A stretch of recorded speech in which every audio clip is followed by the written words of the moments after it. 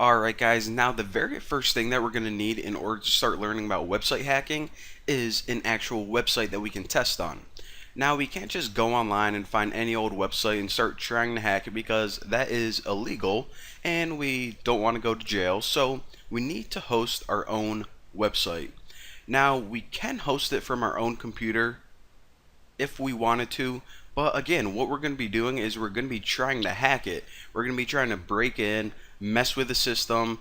So probably hosting a website from our own computer wouldn't be a good option because, in case we delete any files by accident, we don't want to mess with our host computer. So what are some other options? Well, we can just go online to like GoDaddy or Bluehost and get some cheap shared hosting plan. But believe it or not, they they probably wouldn't like if you just bought a website just to try to hack into their system. So you might get a little, a couple mean emails. So here's what I'm going to do in this tutorial. I'm going to show you guys how to set up a virtual machine. And if you guys never used a virtual machine before, what it is pretty much a way that you can run an entirely new operating system within your own computer. So for example, say you wanted to run Linux on this computer, you can run it in a virtual machine and then you can use it to host a website. And then what you could do is you can pretty much try to hack into that website, delete any files that you want, and no matter what you do to it, it's not going to affect the host system. So the first thing we need is a program from this website, vmware.com. If you already have a virtual machine on your computer, then that's fine, you can just use that. But for those of you who don't, I'm going to show you guys how to get one. And if you click on downloads, you can scroll down all the way and click on this link right here. This is VMware Player, pretty much a really simple program that you can host virtual machines on your own computer. So click download. It's free, by the way, which is awesome. And this is one of the more popular ones, so that's why I'm recommending this. So for this, they have an option, as you're going to see, for Windows. And this is the one I already have installed on my computer. Or if you have Linux, then download this one right here.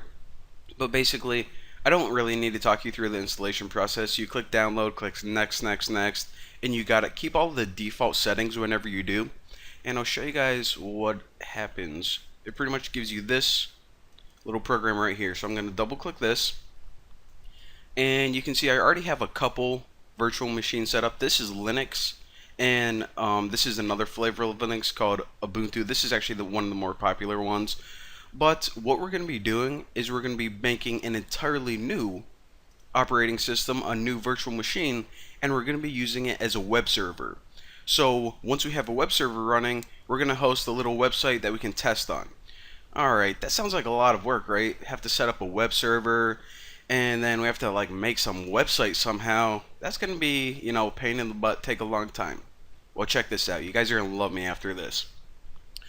What this company did called IT Set Games is they made a website just for testing web vulnerabilities. So it's pretty much a website that they knew was buggy. So don't ever download this and stick it on like an actual server that you don't have complete control over, like a shared hosting plan, because it has a ton of vulnerabilities. So what you want to do is if you go to the downloads page, then you can either download this link right here, and this website is called BWAP, and what it is it's a website that's made in PHP and MySQL, and like I said, it has a whole bunch of vulnerabilities that you can test. You can actually take a look at a few of the screenshots. So it's like a website built just for hacking. Now, if you already have another server up and running, then you can go ahead and download this. Or what they did is they actually made an entirely new virtual machine, which includes the server and the website hosted on it. Everything is configured perfectly for you. And if you download this, you can get it. It's called Bbox. So that's the difference. BWAP is just the website, just the web files, and Bbox is the virtual machine and the website bundled together.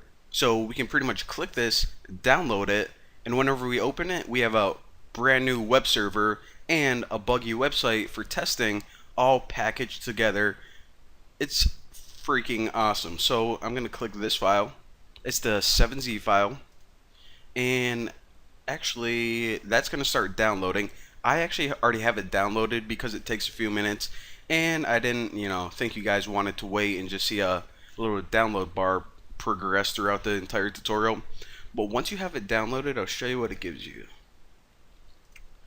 It gives you this file, bbox.7z. Now what the heck is this 7z thing? This 7z thing, if you aren't familiar with them, they're kind of like a zip file, but they have better compression. We pretty much need a way to extract it. Now if you just try to extract it by right clicking and trying to go to extract, oh, don't really see that option anywhere. I said it's not exactly a zip file, so we actually need a separate program for unzipping it. This is free too. It's called 7zip. So if you just go to this website, download the program, this is going to allow you to extract 7z or 7zip files. So let me show you what this is. And oh, here it is. And now I had a cool little shortcut to it. Alright, so pretty simple interface. You can pretty much click on a 7zip file, hit extract, and it does its work. Where do you want to extract it to? Just like you're using Windows Extractor, and hit OK. Looks good, the default path, and it does its thing. So once it's done doing its thing, we can actually close out of this. I don't like navigating through that. We can go back in our downloads and look at this. We now have a beautifully extracted folder. You can look at all of the other files, and if you go in the Speedbox one, then you're going to see this file right here, bbox VMware. This is your virtual machine, and we can either just double click this since we already have VMware Player, or we can open this and then import it, but I'm just going to double click it and it should load for me. So I copied it, and check this out. So this is giving me a little warning because I have a flash drive plugged in, and it's going to start up our machine, and this is resembling a web server. So we have a web server that's hosted by Ubuntu, and once this starts, our website is going to be running, and I'll show you guys how to connect to it. Alright, so it booted up. Our website should now be running. Now the thing is, this website that we just started, it doesn't have a domain name. In order to have a domain name for a website like www.whatever-name-you-want.com, you actually have to set it up with a DNS server or just buy it. That's what most people do, and everything's set up automatically. And since we really don't need that, what we need to do in order to access our little site is we need to type in the IP address manually. So what is the IP address of this website? How do we figure it out? Well, if you go to this and make sure you got the right mouse. Alright, if you type ifconfig,